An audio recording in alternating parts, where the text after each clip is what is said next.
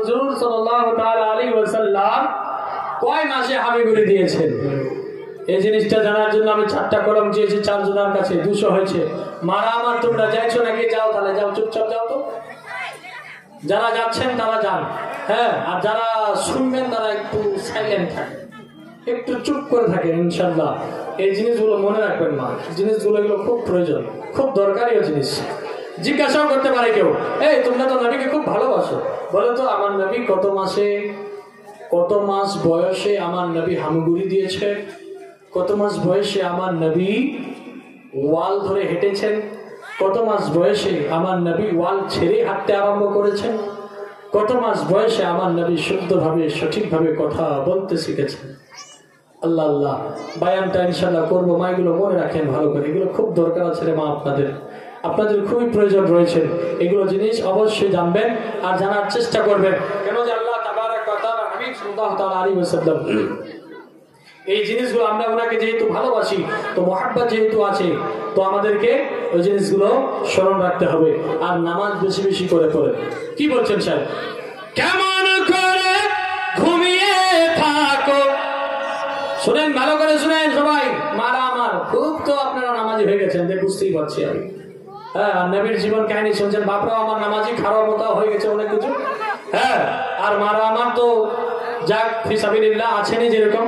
কি বলছেন দেখেন, কেমন করে ঘুমিয়ে থাকো, কেমন করে ঘুমিয়ে থাকো, ফজর করে কাজা,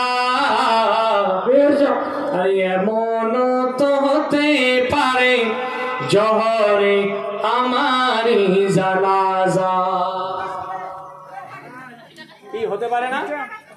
জানাজার নামাজ হতে পারে না জোহরের টাইমে? আল্লাহ যদি হুকুম হয়ে যায় যে মালাকুল মউত যাও এই বান্দার রূহটাকে বের করে নিয়ে চলে আসো, রাত্রে শুয়ে আছি, দেখছেন না বহু মানুষ শুয়ে আছে, ওই শুয়ে থাকতে থাকতে হঠাৎ করে কখন মরে গেছে বোঝাও যায়নি, তাই না? তো ওটাই বলছেন, কেমন করে ঘুমিয়ে থাকো, ফজর করে কাজা, আর এমন তো হতে পারে জহরে আমারি জানাজা, এমন তো হতে পারে জহরে আমারি জানাজা। মুসলিম ঘরে জন্ম তোমার মুসলমান হয়ে, মুসলিম ঘরে জন্ম তোমার মুসলমান হয়ে, আর হিন্দু মুসলিম তফাত করে নামাজের উপরে। সুবহানাল্লাহ। আমার আল্লাহ তাবারক ওয়া তাআলা বলছেন, কুল ইয়া আইয়ুহাল কাফিরুন, হাবিব বলে দাও কাফিরদেরকে, এই হাবিব বলে দাও কাফিরদেরকে। কে বলছেন বাবা? আল্লাহ বলতেছেন। কোথায় বলছেন?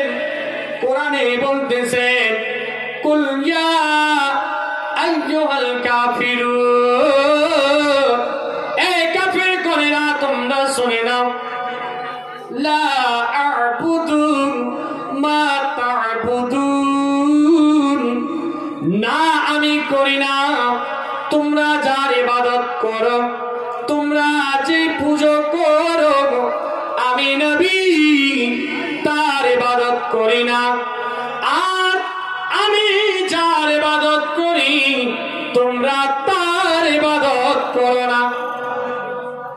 শুনেন ভালো করে শুনেন, কাফিরুন সূরা বলছেন, কাফিরুন সূরা কাফিরুন। আপনারা দেখবেন, চিন্তা করবেন আমরা কোন জায়গায় কোন পর্যায়ে আছি। বলে মৌলভী সাহেব আমরা তো জুম্মার নামাজ পড়ছি, আর কে বলে মৌলভী সাহেব আমরা তো জানাজার নামাজ পড়ছি। বকার বেটা বকা, জানাজার নামাজ ওটা কোনো নামাজ, ওটা দুয়া, নামাজ নয়। কি মুফতি সাহেব, জানাজার নামাজটা কি নামাজ? কেউ জুম্মার নামাজও পড়ে না। সুবহানাল্লাহ। মায়েদের দিক থেকে 2টা কলম চেয়েছিলাম, এই যে চলে এসছে মাশাআল্লাহ, আলহামদুলিল্লাহ, এখন 2টা হলো। যা কালার দিবেন না মনে রাখি, দিয়েন না তাহলে বসে থাকেন, আর যদি দেওয়ার ইচ্ছা করে তাহলে দিয়ে নিয়ে নেবো, ছাড়বো না ফের। তো আল্লাহ তাবারক ওয়া তাআলা নবী পাক সাল্লাল্লাহু আলাইহি ওয়াসাল্লামকে বলছেন, কুল ইয়া আইয়ুহাল কাফিরুন, এ হাবিব বলে দাও কাফিরদেরকে বলে দাও, এ কাফিরেরা, তোমরা যার ইবাদত করো, যাকে তোমরা মানো, যাকে তোমরা সাজদা করো, আমি নবী আমি তার ইবাদত করি না। লা আ'বুদু মা তা'বুদুন, আমি যদি বলি তো তোমরা আমার কথা শুনবে না। আল্লাহু আকবার কাবীরা বাবা ও আমার সোনা মানিকেরা। তারপরে বলছেন, ওয়ালা আনা আবিদু মা আবাদতুম, আর আমি যার ইবাদত করি তার যদি ইবাদত তোমাদেরকে করতে বলি তাহলে তোমরা তার ইবাদত করবে না। আমি এটা জানি, তার জন্য আমার নবী বলতেছেন, আল্লাহ লাস্টের দিকে আয়াতের মধ্যে বলছেন, লাকুম দীনুকুম ওয়ালিয়া দীন। এই জন্য আল্লাহ বললেন, তোমার দিন তোমার কাছে, আমার দিন আমার কাছে উত্তম। সুবহানাল্লাহ। তো বাবা আমার এবার বলেন তো আমরা কোন জায়গায় আছি? এই জন্য বলতেছেন कि मुस्लिम घरे जन्म तुम्हार मुसलमान हये और हिंदू मुस्लिम तफात करे नामाजेर उपरे। सुबहानाल्लाह। गैर मुस्लिम যারা যারা হিন্দু তারা নামাজ পড়ে না, তারা বুত পূজা করে। আর আমাদের কিছু মুসলিম ভাইরা দুর্গা পূজার টাইমে প্যান্ট শার্ট লাগিয়ে দিয়ে, চোখে চশমা লাগিয়ে দিয়ে, হাতে একটা বড় মোবাইলের ঘড়ি, ধাপ্পা ঘড়ি লাগিয়ে নিল। কি লাগালো? ধাপ্পা ঘড়ি লাগিয়ে নিল। বলে কেন রে ছোট বোন না রে? বলে ছোট পড়লে দেখতে পাবে না, বড় পড়তে হবে, তাহলে ছুরিরা বেশি দেখতে পাবে। আর যখন দেখতে পাবেন তখন তারা লাইনে বেশি করে আসবে। বাস্তব কিনা? ঠিক কিনা? ঠিক কিনা? ঠিক কিনা? একদম বাস্তব বাবা আমার। ও আমার যুবক ভাইরা, সতর্ক হয়ে যান। দুর্গা পূজার টাইমে, কালী পূজার টাইমে আপনারা কোথায় না কোথায় ঘুরতে চলে যান। কোথায় চাচল, কোথায় গাজল, কোথায় রায়গঞ্জ, কোথায় আরো কত কত দূরে। বাবা আমার সোনা মানিকেরা, আপনাদের গ্রামের মধ্যে ইমাম সাহেব রয়েছে, মৌলানা সাহেব রয়েছে, তাদের কাছে ফতোয়া নিয়ে নেবেন। এই দুর্গা পূজার মধ্যে ঘুরতে যাওয়া, এই দুর্গা পূজার মধ্যে, কালী পূজার মধ্যে ঘুরতে যাওয়া, আর সেখানে গিয়ে মেলাতে কিছু কিনে খাওয়া, এই সব কিছু নাজায়েজ ও হারাম রয়েছে। নাজায়েজ ও হারাম রয়েছে। আমরা মুসলমান কখন বুঝবো? ও বাবা সোনা মানিকেরা, ভালো করে শুনুন। এই যুবক সময়টা রয়েছে, বয়সটা রয়েছে, আল্লাহর ইবাদতে লাগান, আল্লাহর ইবাদতে মগ্ন হয়ে যান। কসম খোদার বলি বাবা, আল্লাহ বলে আমি যুবক, যারা যুবক বান্দা রয়েছে তাদের ইবাদতকে আমি আল্লাহ বেশি বেশি করে কবুল করি। কিন্তু যুবক কখন বুঝবে রে বাবা এগুলো জিনিস? যুবকদের ইবাদতটাকে বেশি বেশি করে আল্লাহ কবুল করেন, তো কখন যে আমরা বুঝবো এই সব জিনিসগুলো জানি না। আল্লাহ সকলকে হিদায়াত দুক আর এগুলো জিনিস বুঝার তৌফিক দুক। তো বাপজানেরা, আমার ভাই বেরাদারেরা, বলছিলাম কাহিনী যে যুবক আমরা আজকে এই সব জিনিসগুলো প্রচলিত আমরা রয়েছি যে মুসলমানের ঘরে শুধু জন্ম বলেই মুসলমান বলে জানা যাচ্ছে, না হলে কিন্তু আমরা সব গায়ের মুসলিমের মতো কাজ করি। তারা পুজো করে, তারা মন্দিরে পুজো করে, সাজদা করে, আর আমরা আল্লাহকে সাজদা করি। আল্লাহ, যে আল্লাহকে আমরা দেখতে পাইনি চোখে, সেই আল্লাহর উপরে ঈমান নিয়ে এসেছি। আর সেই আল্লাহকে না দেখে নামাজ করে আল্লাহকে এক মেনেছি, আর সেই আল্লাহকে আমরা সাজদা করছি, আর সেটাকে আল্লাহ বলছেন এটাই হচ্ছে ঈমান। সুবহানাল্লাহ। ডিলার সাহেব কোথায় আছেন? ডিলার সাহেব কোন ঠিকা আছেন কি এখানে? ডিলার সাহেব নাই? সুবহানাল্লাহ। যাক, 500 টাকা দান দিয়ে পাঠিয়েছেন। তো আগামীকাল ডিলার সাহেব একটু আসেন, আপনার সঙ্গে দেখা করবো ইনশাল্লাহ, যদি হায়াতে থাকি তো, আর আপনি যদি বেঁচে থাকেন তো দেখা হবে। তো কি বলছেন? মুসলিম ঘরে জন্ম তোমার মুসলমান হয়ে, আর হিন্দু মুসলিম তফাৎ করে নামাজের উপরে।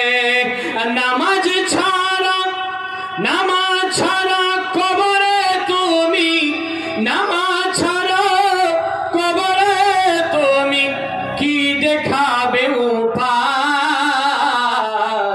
আর এমন তো হতে পারে জহরে আমারি জানাজা, কেমন করে ঘুমিয়ে থাকো, কেমন করে ও বাবা মুসলমান ভাই, কেমন করে যুবকরা ঘুমিয়ে থাকো, ফজর করে কাজা। এমন তো হতে পারে জহরে আমারি জানাজা, এমন তো হতে পারে জহরে আমারি জানাজা। নামাজ পড়েন, নামাজ কায়েম করেন, নামাজ আদা করেন, রসুলের জীবন কাহিনী শুনছেন। আমার নবী কি কখনো নামাজ ছেড়েছিলেন? বাপ কখনো নামাজ কাজা করেছেন বলতে পারবেন? কখনো নয়। আল্লাহু আকবার কাবীরা। ইনশাআল্লাহ সেই ঘটনাও আসছে, শুনবেন ইনশাআল্লাহ, ভালো করে ধৈর্য ধরে শুনবেন। নবী পাক সাল্লাল্লাহু তাআলা আলাইহি ওয়াসাল্লাম কত মাসে তো 4টা কলম হয়েছে মুফতি সাহেব, না হয়নি? হ্যাঁ 200, দুটা বাকি আছে বাবা, চটপট করে হবে না? 2টা কলম রে বাপ, 2টা কলম আর 200 টাকা করে হবে না? ওই মারা আমার, তোমরা দিবে না জি? হ্যাঁ সুবহানাল্লাহ। না বয়স্ক মা কেউ আছে, বয়স্ক যার 60 বছর বয়স, হ্যাঁ কৃষক বন্ধু, চাষি বন্ধু, এগুলা জিনিসের টাকাও পাচ্ছে তো। বয়স্ক মারা রে 200 টাকা দিতে পারবা যে মা? 200 টাকা করে 2জন মা দিতে পারবেন আপনারা কেউ? ইনশাআল্লাহ 4টা কথা বলেছিলে মা, 4টা কথা ইনশাআল্লাহ বলবো। 4টা কথার জন্য 200 করে টাকা চেয়েছিলে মা, হবে না রে মা? 200 টাকা রে, এই 200 টাকা কত আপনার টাকা পয়সা শেষ হয়ে যায়। এই যে বলছিলাম গতকালকে, টাকা আমায় মানুষ চিনাইছে, দেখেন টাকার জন্য আজকে সবাই উঠে চলে যাইতেছে। টাকা আমায় মানুষ চিনাইছে, এই টাকা চাওয়ার কারণে সবাই প্যান্ডেল খালি করতেছে। টাকা আমায় মানুষ চিনাইছে, এই টাকা চাইলে প্যান্ডেল খালি হয়ে যাবে। দেখেন ওই যে প্যান্ডেল খালি হচ্ছে আস্তে আস্তে। তো যাক বাপরা, আমার টাকা চাইবো না, 200 টাকা করে আর 2টা কলম দিয়ে দেন তো বাপ। আপনারা দেন, বেটি আমার মারা পারবে না, বুঝতে পেরে গেছি, মাদের দম নাই, হিম্মত নাই, সব টাকা টেজিনের ভিতরে ভরে রাখেন, গপ করে ঢুকিয়ে দিয়েছ। হ্যাঁ লক্ষ্মী ভান্ডারের থেকে যদি 200 টাকা যদি বের করে নেবা তা 800 টাকা বাঁচবে রে। হ্যাঁ 800 টাকা তাও বাঁচবে, লক্ষ্মী ভান্ডার থেকে 200 টাকাও যদি বের করেন। হ্যাঁ 200 টাকা করে চেয়েছি মা। আর মারা যদি আমার আজকে এই কথাটা রাখেন তো ইনশাআল্লাহ আপনাদেরকে বললাম সে আমলটা বলবো, সেটা অবশ্যই করিয়েন কিন্তু। হ্যাঁ কোনোদিন আপনার স্বামীর মুখ থেকে গালি শুনতে পাবেন না, ভালোবাসাই শুধু পাবেন। আর বাপদেরকে এমন একটা দোয়া শিখে দিব যে সবসময় তার স্ত্রী খালি বোকাই শোনানো হবে। মাশাআল্লাহ, দেখেন যোগ্য বাপের যোগ্য বেটা দিয়ে গিয়েছেন 200 টাকা। আল্লাহ দান কবুল করুক, সকলে বলেন আমিন। আর একটা কলম হবে, যা 3টা হয়েছে তো 3টা শুনিয়ে দিই আপনাদেরকে, শুনেন। নবী পাক সাল্লাল্লাহু তাআলা আলাইহি ওয়াসাল্লাম যখন 2 মাস বয়স, কয় মাস? মাত্র 2 মাস বয়সে আমার নবী, মায়ার নবী, দয়ার নবী, মা গালিমা ওনার কাছ থেকে থাকতে থাকতে 2 মাস বয়সে হামি করে দিতে লাগলেন। আল্লাহ আল্লাহ কুরবান হয়ে যান নবীর প্রতি, ফিদা হয়ে যান নবীর প্রতি।